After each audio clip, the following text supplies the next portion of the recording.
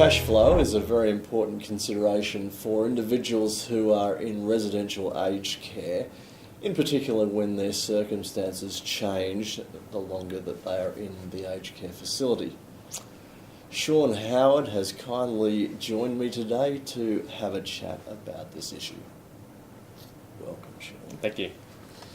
Look, we might start by discussing what some of the cash flow considerations are that people have to, think about when they enter residential aged care.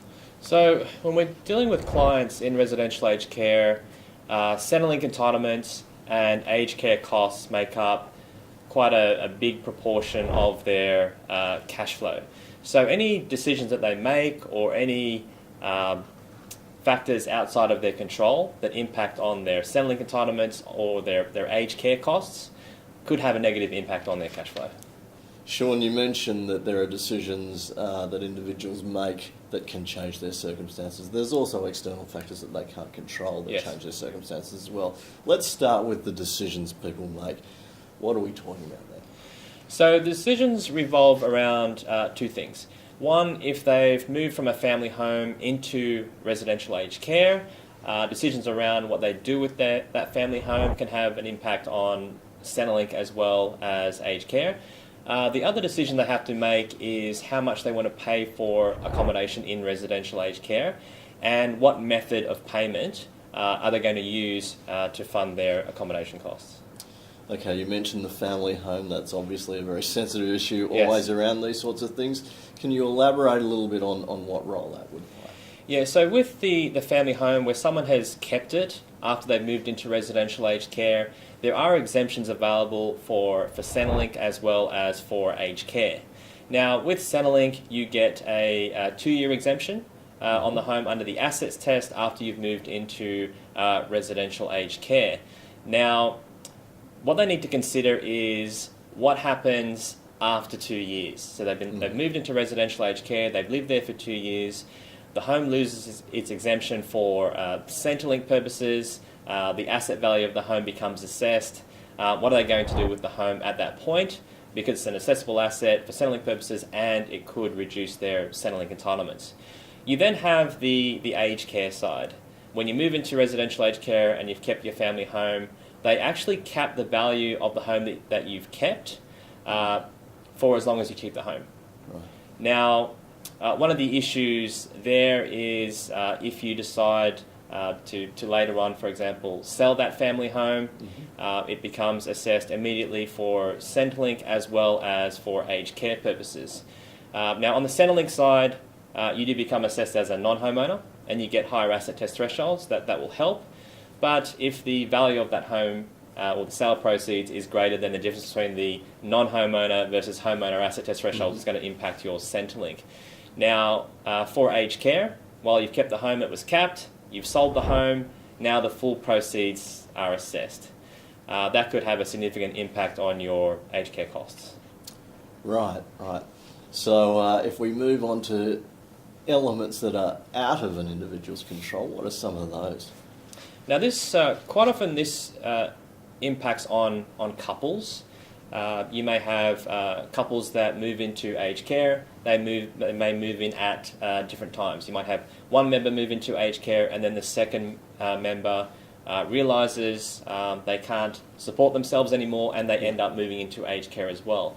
What you'll find is there can be quite a significant increase in aged care costs from when the first member of a couple moves in to when the second member of a couple moves in, particularly if the first member moved in as low means. Another situation is where you have both members of a couple living in residential aged care. You may have a situation where one member of that couple passes away and the surviving member inherits all the assets of the couple that they had combined. Now, that can have both Centrelink as well as aged care implications. From a Centrelink perspective, they will have all the assets assessed. However, instead of being assessed at couple thresholds for the income test and the assets test, they will be assessed at single thresholds. So that could reduce their Centrelink entitlements. On the aged care side, what will happen is where you have couples, for aged care purposes, they actually halve your assessable income and assets when they're working out your aged care costs. Where one member of a couple has died and you've got one individual left, they will no longer halve their assessable income and assets because they'll now be assessed as a single individual, and that could increase the aged care costs for the surviving member.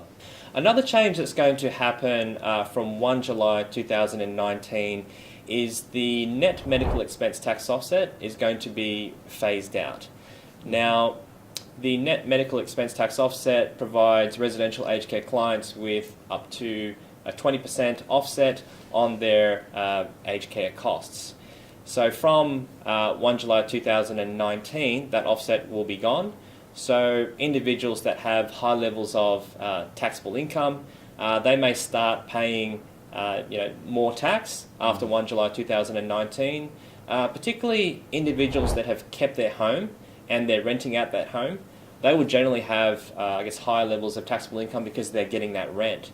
So these particular individuals, whether it's a single person, whether it's a couple, if they've kept their home and they're renting it out, they may also find that they pay more tax from 1 July 2019. Wow, very complicated, a lot of things to consider. Are there any, or can you talk us through any sort of strategies that people can employ to sort of help themselves through these situations?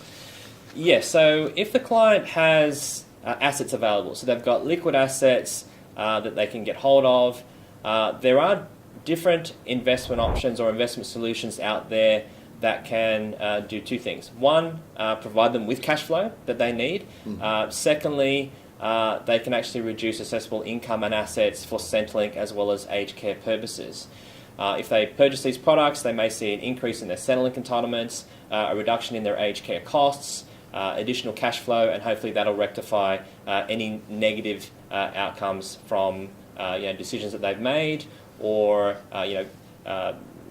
forces beyond their control. If they don't have liquid assets, what you'll find is they could structure their accommodation payments in such a way that it actually improves their cash flow outcomes. You have a lot of options as to how you structure your accommodation payment. You can pay for it as a lump sum, you can pay for it as a daily payment, you can do a combination of the two, you can have the daily payment come out of the lump sum. So there's all these options that you have around structuring your accommodation, which can be quite expensive, but if you structure it correctly, it can actually improve your cash flow outcomes. Thanks, Sean. If you're interested in hearing a little bit more about what is a highly complicated area with aged care, Sean will be one of our presenters on the Aged Care Summit that Financial Observer is hosting. We will be presenting on the 23rd of October in Melbourne and on the 25th of October in Sydney. If you want to find out a little bit more about the event, the agenda and the program and the like, and perhaps register for the event, please visit the website which is on screen now, and you'll be able to get all of those details.